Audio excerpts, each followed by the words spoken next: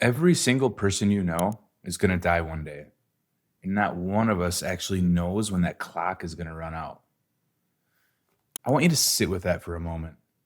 Not to be morbid, not to be dark, but to get real about your life and where you're at. Because the real problem isn't the death itself, it's all that living that you're skipping while you wait for the perfect time or while you wait for the better version of yourself to show up.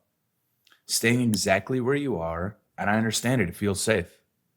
It's like you're just hitting a pause button before making a big move, but that safety is not free. Tony Robbins says change only happens when the pain of staying the same outweighs the pain of changing.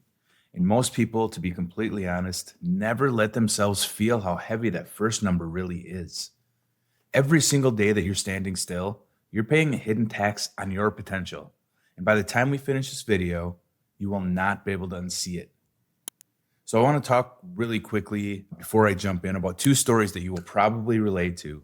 A few years back, some of my really close friends asked me to move down to Chicago from Wisconsin, Minnesota, where I was living at the time, to help them build this brand new business that they had from the ground up.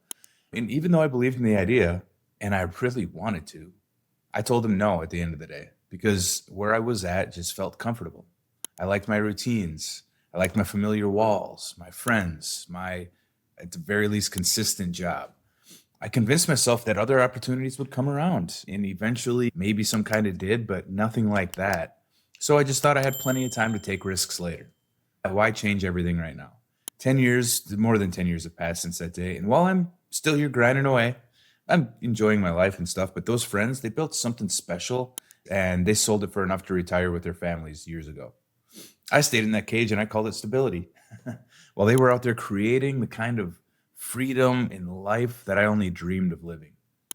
Then there was the girl I really liked, right? The one that got away, or the guy, depending on who's watching here.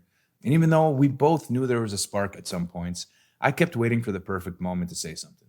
I told myself we had all the time in the world, that we were friends, and I didn't want to ruin, that just being friends with her was enough. It wasn't.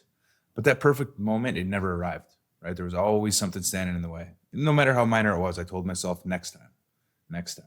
And of course, she eventually moved on with someone else, married, kids, all that stuff, the living the American dream. She didn't wait for perfection before she started. She just moved.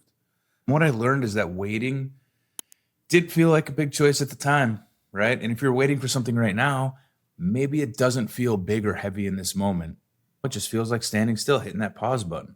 But standing still was the decision that changed everything for me. And it carried a price tag I didn't notice until years later. And that's the problem.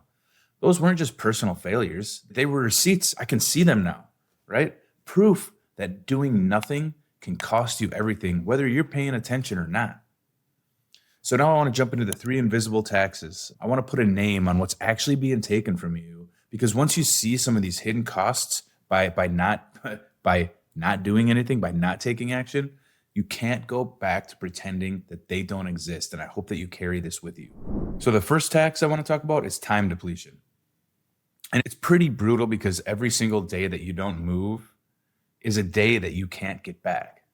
And if you've been putting off a career shift for 2 years, for example, you've lost 730 days of compound growth in a new skill or a new network. Think about that one thing that you've maybe delayed for a year and a half, and imagine the skill level you could have reached by now had you started then. One small thing learned every day would make you freaking unrecognizable. But that clock never pauses while you decide if you're ready or not. So the second tax I want to talk about, you can't really see what could have been, right? So it doesn't weigh on you as heavily. It certainly does on your subconscious, but the second tax is opportunity cost. And it's really damn sneaky because you can't see the things that never happened. So it's really hard to compare, right? But because you didn't start that side project, there's no audience. There's no reputation. The doors that could have opened even 5 years from now stay closed. You'll never know that they even could have existed in the first place. But the real cost isn't what you did with your time. It's the person that you didn't become. Someone who starts building a skill in January instead of May isn't just 4 months behind. It's 4 months of compounding interest behind.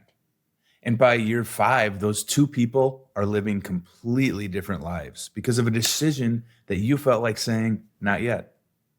So the third is the shame stress loop. And I wanted to give it its own slide because it's, to me, it's the most dangerous of these three. It's definitely quiet, but knowing you should move, but choosing to stay still, it creates this low grade weight that keeps your cortisol levels high and your stress response constantly activated.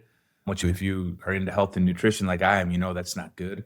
And research actually links this chronic stress pattern. It's up to, they say, 90% of long-term disease risk. Now, I don't know if it's that high, but what I do know is this is stress, constant stress, when it's constantly activated, leads to long-term disease. It is a thing. Of course, it doesn't feel dramatic at the time. It doesn't announce itself with a bang. It's just hanging out there day after day. Look, so it's just this heaviness that sits on your chest every morning. And I don't know if you've heard of Gallup's. They do reports, workplace reporting and stuff. Theirs for 2025, which was last year, not that long ago, found that almost 50% of workers are carrying that exact feeling right now at this very moment. That's, if you look around, I don't know if you work in an office or if you work virtually, half of the people that you work with are feeling that right now. I felt it before.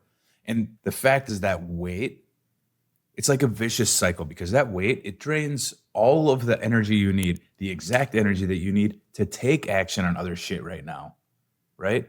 So you stay stuck. You're in this vicious cycle of feeling overwhelmed and brain fog and have that heaviness on your chest. You don't even have the energy to take action on any of this stuff.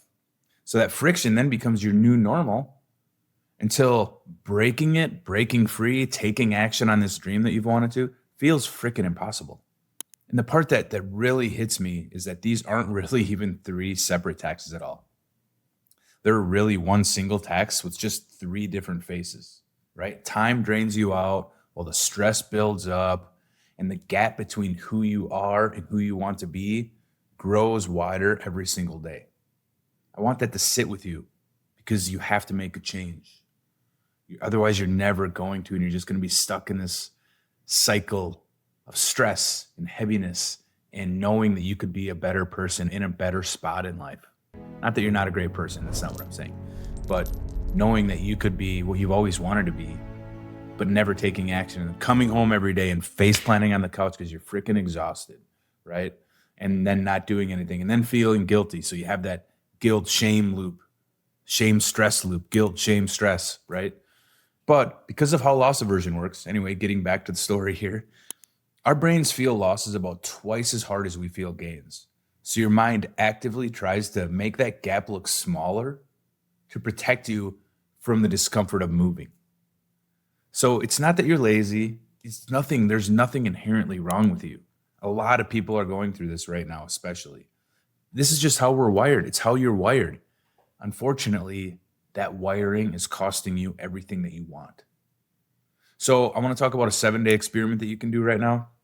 I have a slide for it too. If you want to stop paying these taxes, we need to change the game with 4 specific moves over the next 7 days that you can continually repeat and grow upon. Days 1 and 2, name it. Write down one specific thing that you've been avoiding for at least the past 3+ months. Pick something real, not just something vague. Day 3 and 4, calculate that cost. Pick one of those 3 taxes and make it personal. Sit with what that delay is actually taking from your future self. Really think on it. Meditate on it if you can. So days 5 and 6, make the smallest move. Days 5 and 6, make the smallest move possible. Just take action. Take a step outside your comfort zone. Don't try to launch the business tomorrow. Just write the first email to a prospective. Don't try to launch your business today or tomorrow morning. Just write that first email to a prospective client. Don't try to fix your whole life today. Just journal for 10 minutes about what one change would look like for your future self, for you, for your family, for your life. Prove to yourself that moving is possible. It's a big first step. Sounds small, big wins though. In day 7, I want you just to sit back and notice how you feel after a week of doing this. Just even if you take 30 minutes a day and focus on some things here. 30 minutes is not that much, even if it's split up in 10 minutes in the morning, 10 in the afternoon, and 10 at night. Do what you want, but move forward a little every day. And then on day 7, I want you to sit back and notice how you feel. I don't want you to worry about being finished. That's not the point. It's just notice what shifted internally and externally. Write it down, because that is where your momentum starts. Staying stuck isn't free because you're already paying for it. And that bill only gets more expensive every single day that you decide to wait. I want you to do the day 1 exercise right now. Just sit back and name something. Name that one thing. You already know. Name the thing you've been avoiding, the thing that you've wanted to do for 6 months. Get that ball rolling and comment what it is in the comments. Let's community the hell out of this process. We're in this together. We all have that thing.